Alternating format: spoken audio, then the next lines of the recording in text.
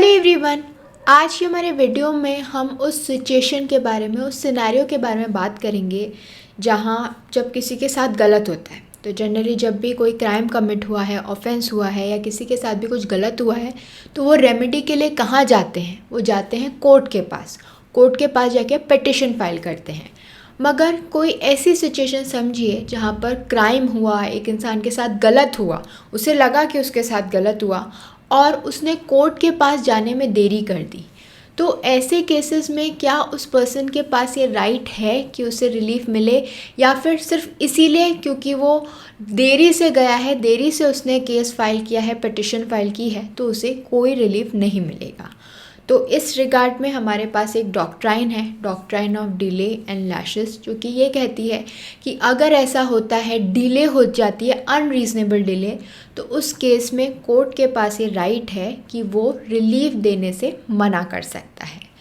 लेकिन recently supreme court ने क्या किया? सुप्रीम कोर्ट ने एक केस के अंदर ये कहा, इस केस के अंदर जो म्यूनिसिपल कॉरपोरेशन ऑफ मुंबई है वो इन्वॉल्व थी, और इसमें यह कहा गया कि हाँ डिले हुआ है, लेकिन इस डिले की वजह से एक इंसान को हम रिलीफ देने से मना नहीं कर सकते। तो इस वजह से ये केस इम्पॉर्टेंट हो जाता है, और इसीलिए आज के हमारे इस वीडियो में हम इस केस के बारे में डिटेल में समझेंगे, साथ साथ जो ये doctrine of delay and lashes है इसके बारे में भी डिटेल में समझेंगे। तो सबसे पहले अगर हम केस की बात करें तो प्रेजेंट केस में क्या हुआ, जो पिटिशनर्स थे यानी जिन्होंने केस फाइल किया है, उन्होंने अपनी जो प्राइवेट प्रॉपर्टी है, यानी वो प्रॉपर्टी जो उनकी थी, उनको बिलोंग करती थी, वो पब्लिक गुड के लिए सरेंडर कर दी। ये सरेंडर उन्होंने किसको किया? गवर्नमेंट को किया। और उनका कहना था कि according to Maharashtra regional and town planning act of 1966, ये जो उन्होंने प्रॉपर्टी सरेंडर की है उसके अगेंस्ट में उन्हें कुछ अमाउंट ऑफ कंपनसेशन मिलना चाहिए था, कुछ अमाउंट मिलना चाहिए था, कंपनसेशन मिलना चाहिए था। लेकिन जो municipal corporation of greater Mumbai है, उन्होंने ये कंपनसेशन देने से या अमाउंट देने से मना कर दिया। उनका कहना था कि इस लॉ के अंदर चेंजेस हुए हैं in respect to the quantum of compensation, कि कितना अमाउंट दिया जाएगा वो जो है उसमें चेंजेस हो गए हैं। तो इसी वजह से जो पिटिशनर था वो ये केस लेके कोर्ट के पास पहुंचा, बॉम्बे हाई कोर्ट के पास पहुंचा। लेकिन बॉम्बे हाई कोर्ट ने क्या किया, उनकी ये जो पिटिशन है उसे डिसमिस कर दिया और ये कहा कि हम अप्लाई कर रहे हैं doctrine of delay and lashes. तो कोर्ट का ये कहना था कि वो डिले हो गए हैं, लेट कर दिया है उन्होंने कोर्ट के पास आने से, इसीलिए वो ये रिलीफ ग्रांट उन्हें नहीं करेंगे। तो फिर पिटिशनर्स ने क्या किया, वो कहाँ पहुँचे? सुप्रीम कोर्ट के पास पहुँचे, और ये बॉम्बे हाई कोर्ट का जजमेंट है जिसे सुप्रीम कोर्ट ने ओवरटर्न कर दिया, बदल दिया। अब आप लोग सोच रहे होंगे कि मैं ये बार बार doctrine of delay and laches बोल रही हूँ, या एक्चुअली में होता क्या है, इसका मतलब क्या होता है? तो ये जो डॉक्ट्राइन होती है ये अलाउ करती है कोर्ट्स को, परमिट करती है, पावर देती है कि अगर वो चाहें तो किसी भी पिटिशन को, किसी भी केस को डिसमिस कर सकते हैं और कंपनसेशन देने से मना कर सकते हैं अगर उन्हें लगता है कि ये जो मैटर है ये बहुत देरी से उनके पास आया है, इसके अंदर डिले हो गया है। और इसके अंदर ये जो टर्म यूज़ किया जा रहा है लैशेस, इसका मतलब होता है एक ऐसी अपॉर्चुनिटी जो आपने खो दी।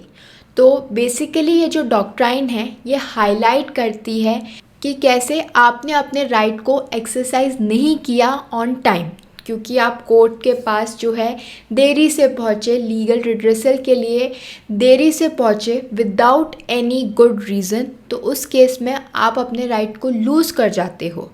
इनफैक्ट आपको कई बार कंपनसेशन भी देना पड़ता है डिफेंडेंट्स को, कि एक तो आपने इतना लेट केस फाइल किया विदाउट एनी रीज़नेबल रीज़न, जिसकी वजह से डिफेंडेंट को भी इतना जो है केस के लिए फ़ाइट करना पड़ा, उनके भी पैसे लगे, तो आपको डिफेंडेंट को भी जो है कंपनसेशन देने के लिए ऑर्डर दिया जा सकता है। अब जब इस तरीके के केसेस कोर्ट के सामने आते हैं तो इसमें डिफेंडेंट की क्या रिस्पॉन्सिबिलिटी होती है? उन्हें ये शो करना होता है कि जो डिले हुआ है पिटिशनर की तरफ से केस फाइल करने में वो जो है अनरीज़नेबल है। जी हाँ, उन्हें पता था कि उनका ये क्लेम है, वो टाइम पे केस फाइल कर सकते थे, बट उन्होंने जो है नहीं किया, तो इसलिए ये अनरीज़नेबल जो है डिले है। तो इस वजह से डिफेंडेंट्स ये क्लेम करेंगे कि उन्हें सब पता था, अपने क्लेम्स के बारे में पता था, फिर भी वो टाइम पर कोर्ट के पास नहीं आए।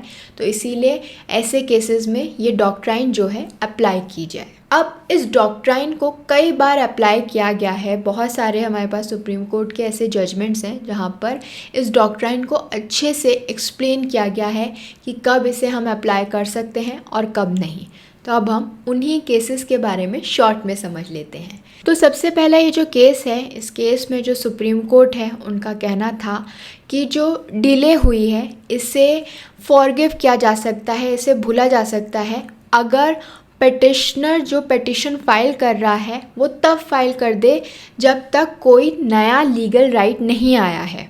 तो अगर हम इसे एक एग्जाम्पल के थ्रू समझें तो एक्स और वाई दो फ्रेंड्स थे और एक्स ने वाई से 10,000 रुपये लिए थे, यानी एक्स वाई को कितने पैसे ओ करता था, 10,000 रुपये ओ करता था, उसे 10,000 रुपीज़ जो है वाई को देने थे। ये पूरा डिस्प्यूट था।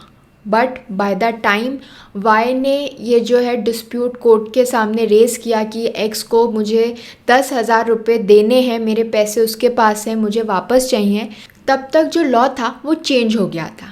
अब क्या है लॉ कि अब एक्स को जो पैसे वाई को देने हैं it needs to be given at an interest over and above the original amount, यानी 10,000 रुपीज़ तो देने ही हैं, उसके ऊपर इंटरेस्ट भी देना है।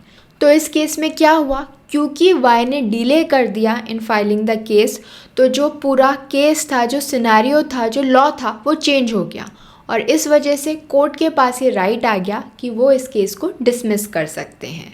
दूसरा केस जो हमारे सामने है उसमें सुप्रीम कोर्ट का ये कहना था कि अगर कोई ऐसा सब्जेक्ट मैटर है जो कि ऑलरेडी पेंडिंग है, जिसका जो लीगल प्रोसेस है वो ऑलरेडी चल रहा है, तो उस केस में ये जो डॉक्ट्राइन ऑफ डिले है वो अप्लाई नहीं की जाएगी। फॉर एग्ज़ाम्पल अगर हम ये जो इस प्रेजेंट केस की बात कर रहे हैं तो इसमें क्या हुआ था, जो डिस्प्यूट था over the amount of contention जो कि डिसाइड किया जा रहा था सुप्रीम कोर्ट के पास, वो ऑलरेडी पैरेलली जो है दूसरे केस में भी सेम इशू चल रहा था। तो सुप्रीम कोर्ट का क्या कहना है कि अब ये जो डॉक्ट्राइन है वो इस केस में अप्लाई नहीं की जा सकती है, डॉक्ट्राइन ऑफ डिले अप्लाई नहीं की जा सकती, क्योंकि जो कॉज ऑफ कंटेंशन है वो ऑलरेडी जो है दूसरी जगह पेंडिंग है, केस के अंदर पेंडिंग है। तो ऐसे केस में ये जो डॉक्ट्राइन ऑफ डिले है वो यहाँ पर अप्लाई नहीं की जा सकती। तीसरे केस में सुप्रीम कोर्ट ने क्लियरली हाईलाइट किया कि ये जो डॉक्ट्राइन की एप्लीकेशन है वो टोटली डिपेंड करेगी ऑन द कोर्ट्स डिस्क्रिशन। तो कोर्ट जो है वो केस को देखेंगे, फैक्ट्स को देखेंगे और फिर ये समझेंगे कि हम इस केस के अंदर ये डॉक्ट्राइन अप्लाई कर सकते हैं या नहीं। और ये डिसीजन लेने से पहले भी कोर्ट जो है बहुत सारे फैक्टर्स को जो है ध्यान में रखेंगे कि डिले क्यों हुआ, पिटिशनर को पता था कि उसके पास क्लेम है कि वो जा सकता है कोर्ट के पास या नहीं। तो इस तरीके के बहुत सारे फैक्टर्स पहले कोर्ट समझेगा और फिर ये डिसाइड करेगा कि ये जो डॉक्ट्राइन है इसे अप्लाई किया जाए या नहीं, स्पेशली उन केसेस में जहाँ पर फंडामेंटल राइट्स वायलेट हुए हैं। और जो लास्ट केस हम आज डिस्कस करेंगे इस वीडियो के अंदर जो कि सुप्रीम कोर्ट ने देखा था, इस केस के अंदर सुप्रीम कोर्ट ने क्लैरिफाई किया था कि अगर पिटिशन फाइल करने में डिले हुई है और इसका रीज़न है दी ऑनगोइंग लिटिगेशन, कि एक केस ऑलरेडी चल रहा है, लिटिगेशन ऑलरेडी चल रहा है, तो उस केस में ये जो केस चल रहा है इसे सेम नहीं माना जाएगा as an abandonment of a cause और क्लेम, क्योंकि ऑलरेडी केस चल रहा है तो ये नहीं माना जाएगा कि पिटिशनर को पता नहीं था या पिटिशनर ने ध्यान नहीं दिया, क्योंकि केस ऑलरेडी चल रहा है। तो इस तरीके से जो हमारा सुप्रीम कोर्ट है उसने कई बार इस डॉक्ट्राइन को अप्लाई भी किया है और कई बार अप्लाई करने से मना भी कर दिया है। अगर हम अभी प्रेजेंट केस की बात करें तो इस केस के अंदर सुप्रीम कोर्ट ने इस डॉक्ट्राइन को अप्लाई करने से मना कर दिया है। लेकिन ऐसा क्यों किया है, अब हम उस रीज़न के बारे में समझ लेते हैं। तो इस केस के अंदर जो मेन इशू है वो है परसेंटेज ऑफ कॉम्पनसेशन जो कि पेटिशनर्स को मिलना चाहिए था। तो पेटिशनर्स ने जो अपनी प्राइवेट प्रॉपर्टी है वो पब्लिक गुड के लिए सरेंडर कर दी। अब उनका कहना था क्योंकि उन्होंने अपनी प्रॉपर्टी सरेंडर की है तो उसके अगेंस्ट उन्हें कॉम्पनसेशन मिलना चाहिए था, कुछ अमाउंट मिलना चाहिए था। दूसरी तरफ जो अथॉरिटी है उसका कहना है कि हम जब ये नए रूल्स लगा रहे हैं, जो नए रेगुलेशंस आए हैं, उसके अकॉर्डिंग जो है जितना कॉम्पनसेशन अमाउंट उन्हें मिला है वो करेक्ट है। लेकिन जो पिटिशनर्स हैं जिन्होंने अपनी प्रॉपर्टी ट्रांसफ़र की है, उनका कहना है कि ये जो एरिया, ये जो प्रॉपर्टी उन्होंने ट्रांसफ़र की है, ये तब की थी जब ये रेगुलेशन पास नहीं हुआ था। तो इसीलिए उनका क्लेम है कि ये जो नया लॉ है, जो नए रेगुलेशन है, इसे हम रेट्रोएक्टिवली अप्लाई नहीं कर सकते। तो जब ये केस बॉम्बे हाई कोर्ट के पास पहुंचा तो बॉम्बे हाई कोर्ट ने अग्री किया कि इस रेगुलेशन का जो रेट्रोएक्टिव एप्लीकेशन है वो पॉसिबल नहीं है। ये बात उन्होंने मानी, बट फिर भी जो ये पिटिशन थी वो डिसमिस कर दी on the grounds of delay. जब ये पूरा इशू सुप्रीम कोर्ट के पास पहुंचा तो सुप्रीम कोर्ट ने जो बॉम्बे हाई कोर्ट का डिसीजन था उसे ओवरटर्न कर दिया, उससे अग्री नहीं किया। उनका कहना था, उनका मानना था कि ये जो डिले की हम डॉक्ट्राइन लगा रहे हैं ये गलत है, क्योंकि ये जो सब्जेक्ट मैटर है, ये केस जो है ऑलरेडी पैरेलली चल रहा था, लिटिगेशन चल रही थी in the other case, in the boys case, और इसीलिए हम ये जो डॉक्ट्राइन ऑफ डिले है ये यहाँ पर अप्लाई नहीं कर सकते, ना ही उन्हें डिनाई कर सकते हैं। पिटिशनर्स का जो लॉफुल रिलीफ है उसे देने से मना कर सकते हैं। तो फाइनली जो सुप्रीम कोर्ट है उन्होंने ऑर्डर दिया जो municipal corporation of greater Mumbai है कि वो पिटिशनर को पैसे दें, उनका कॉम्पनसेशन दें जो भी वो क्लेम कर रहे हैं, और हेल्ड किया, ये कहा कि जहाँ पर सिटीजन्स जो हैं वो कंपनसेशन ओ करते हैं फॉर सरेंडिंग देयर लैंड, उस केस में जो गवर्नमेंट है उन्हें वो अमाउंट, वो कॉम्पनसेशन देना पड़ेगा without any formal request of such compensation.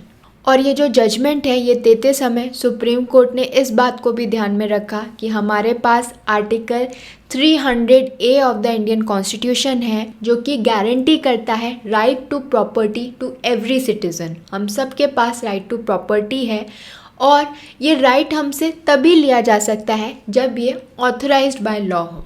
और ऐसे सिनारियोज़ में जहाँ पर कोई अपनी प्रॉपर्टी, अपनी प्राइवेट प्रॉपर्टी किसी को सरेंडर करता है तो उस केस में गवर्नमेंट को कॉम्पनसेशन देना पड़ेगा विदाउट एनी फॉर्मल रिक्वेस्ट। तो इसी वजह से ये जो केस है ये बहुत ही इम्पॉर्टेंट बन जाता है in respect to right to property and doctrine of delay as well. I hope this information was helpful to all of you. Thank you for watching this video. Don't forget to follow Nyay and do join us again for more of India's Laws Explained.